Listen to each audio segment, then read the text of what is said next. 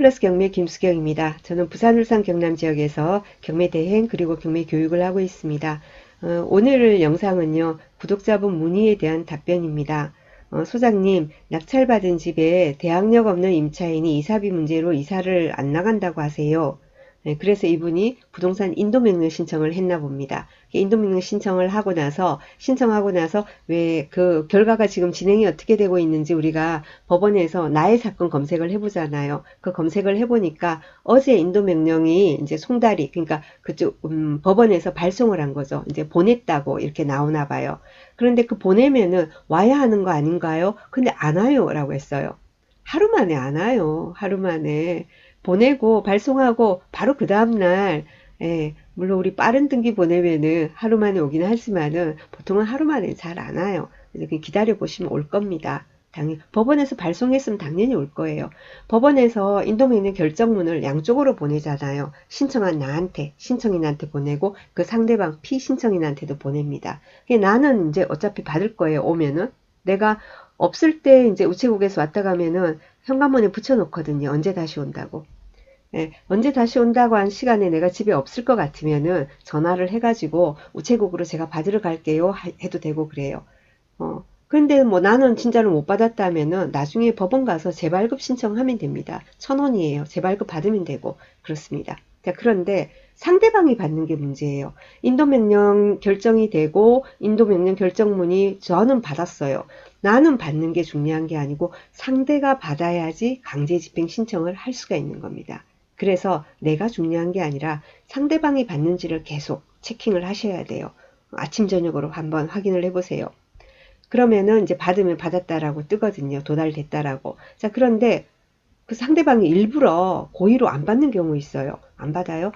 집배원이 갔는데 안 받는 거예요. 그럼 집배원이 3번 정도를 가거든요. 그래도 안 받으면은 그거는 저기 법원으로 되돌아옵니다. 법원으로 되돌아오면은 그 담당 계장이 업데이트를 해요. 업로드를 해요. 폐문부재 이렇게. 폐문부재하고 뜨면은 여러분은 법원에 가서 이제 뭐 계장님 만나서 어떡할까요? 그러면 뭐 특별송달 신청을 해봐라. 그러면 특별송달 신청도 하고 그렇게 하시면 되는 거예요.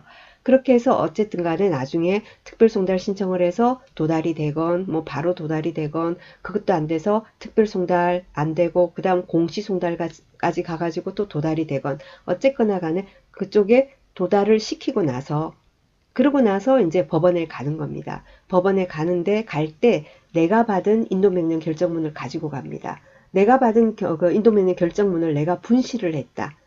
뭐 예를 들면 그런 거 같은 경우는 법원 가서 아까 그랬죠? 재발급 받으면 된다고. 나는 재발급 받으면 되고요. 그리고 상대방이 이제 송달이 갔잖아요. 그럼 가서 민사신청가에 가서 이 해당 그 부동산 인도명령 결정문 그 결정에 대해서 그 사건 번호를 쓰고요.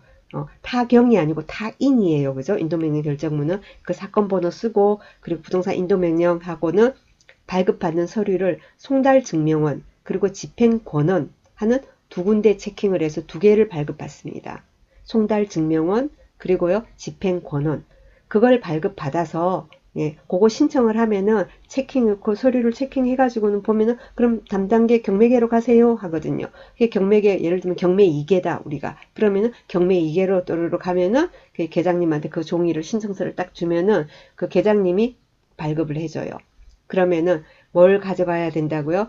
내가 받은 인도명령 결정문 그리고 민사신청가에서 신청해가지고 경매 계장으로부터 받은 상대방이 송달을 받았다라는 송달 증명원 그리고 강제 집행을 할 수 있는 집행권원 그걸 가지고 집행관실로 가는 거예요. 그래서 집행관실에 가서 강제 집행 신청을 하는 겁니다. 아시겠죠?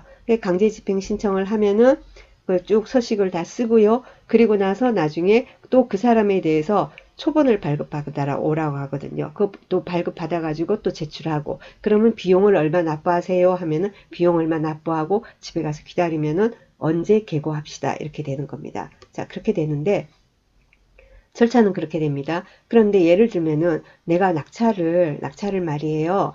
내 명의로 받았어요. 근데 나는 회사 일이 너무 바빠. 너무 바빠서 법원에 가서 이런 절차를 밟을 수가 없어요. 그러면은 배우자가 대신 갈 수도 있잖아요. 아니면 부모님이 가거나 누가 가거나 식구가 하여튼 누가 가서 대리를 할 수도 있지 않습니까? 이런 거를. 자, 그런 경우에는 뭐냐면은 아무리 가족 사이라도 본인이 아니면은 위임장이 다 있어야 돼요. 그래서 그 위임장을 다 준비해가지고 위임장에다 인감도장 다 찍어야 되고요. 그리고는 또 인감증명서도 준비를 해서 줘야 돼요. 인감증명서도 준비해서 해야 되는데 그러면 몇 통이 필요하냐라는 거를 우리가 생각을 해봅시다. 자, 내가 인도명령 결정문을 내가 못 받았어. 아니면 잃어버렸어요. 그럼 그 재발급 받으려면은 한 통이 필요하겠죠. 그죠? 위임장하고 인감증명서 역시 들어가서 그걸 재발급 받고 그리고는 민사신청가에 뭐 해야 된다고요? 송달증명원하고 그리고 집행권원을 발급받아야 되죠. 그거 신청할 때도 역시 뭐라고요? 위임장하고 인감증명서가 필요해요. 그럼 지금 현재 두 통이 필요하죠. 자, 그리고 나서 집행관실에 가서 강제집행 신청서를 제출합니다. 그때도 역시 인감증명서 그리고는 위임장이 필요합니다. 그럼 세 통이 필요하죠. 그리고 나면은 주민등록 초본을 발급받아 오라고 해요. 그럼 주민등록 초본 발급받으러 가서도 그게 필요합니다. 그러면은 현재까지는 그럼 네 통이 필요합니다. 그죠? 그렇죠. 그런데 나는 인도명령 결정문 받은 거 가지고 있어요. 이러면은 세 통이 필요하겠다. 그죠? 아시겠죠? 그러니까 나는 인도명령 결정문 분실 안 했어요. 있어요. 이러면은 세 통입니다. 언제 필요하다고요? 집행권원 그리고는 그 송달 증명은 발급받을 때, 그 다음에 강제집행 신청서 제출할 때, 그 다음에 상대방의 주민등록 초본 발급받을 때, 기본적으로 적어도 세 통은 필요합니다. 그렇게 준비를 하시면 됩니다. 그렇게 해서 내가 바쁘면 식구가 가서 해도 됩니다.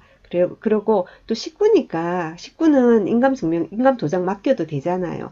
위임장 어떻게 해요? 너무 걱정하지 마시고 인감도장 맡기면 되잖아요. 그러면은 식구가 갈 때 인감증명서 세 통하고 인감도장을 가지고 가서 거기에 위임장 서식이 있거든요.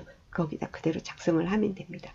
네, 큰 문제는 없어요. 그리고 인도명령 결정문 법원에서 발송했다고 해서 하루 만에 도달되는 건 아니에요. 그러니까 안심하시고 기다리면 곧 올 겁니다. 자, 좋은 결과 있으시기 바랍니다. 또 하다가 모르는 거 있으면 댓글로 남겨주세요. 여러분도 꼭 그 영상하고 관계없는 거라도 문의사항 있으시면 궁금한 거 있으시면 최신 영상 아래에 댓글로 남겨주시면 짧은 거는 댓글로 답변 드리고 너무 긴 거는 제가 이렇게 영상으로 답변 드리도록 하겠습니다. 자, 오늘 여기까지 하겠습니다. 감사합니다.